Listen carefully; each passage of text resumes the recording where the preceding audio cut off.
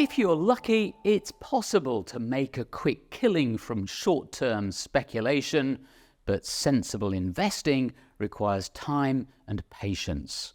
To quote Warren Buffett, someone's sitting in the shade today because someone planted a tree a long time ago.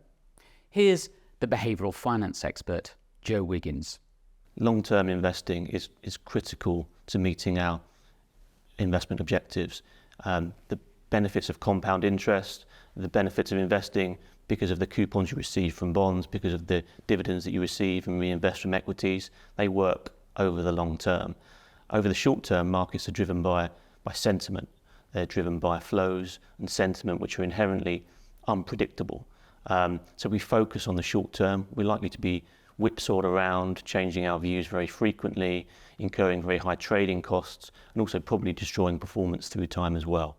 So long-term investing is definitely the way to go.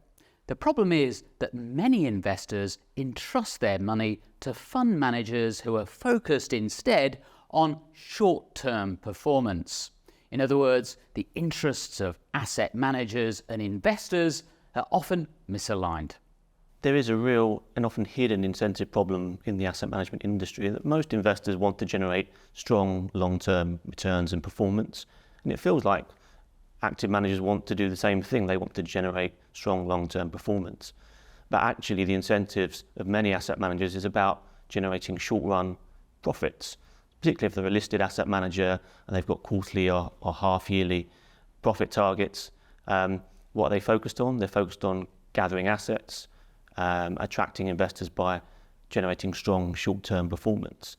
So what they often do is engage in behaviour which is detrimental to investors' long-term interests. So our market flavour of the month funds, often thematic funds that are in the short-term sweet spot, they'll sack underperforming fund managers, and they're very interested in how can we attract flows in the near term.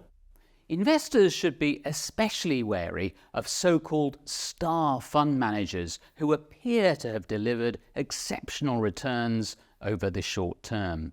So what other warning signs should they be looking out for? Often listening to the chief executive of a fund manager or an asset manager is useful. Are they talking about short-term performance, short-term inflows? If they are, that's a warning sign for how they're positioning their funds and the types of decisions they're making. Other useful indicators are, do they restrict asset flows into a fund?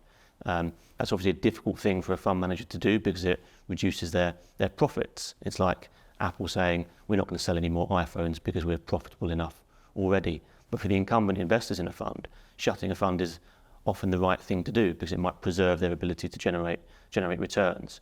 So there's certain key signs that you can see from asset managers that might make you think they're aligned with investors' long-term interest, or they might be misaligned with investors' long-term interests. The good news is you can avoid altogether the risk of investing with a fund manager whose interests are out of line with your own by choosing to invest in passive or broadly passive funds. Investing for the long term in the whole market is an option that everyone should consider.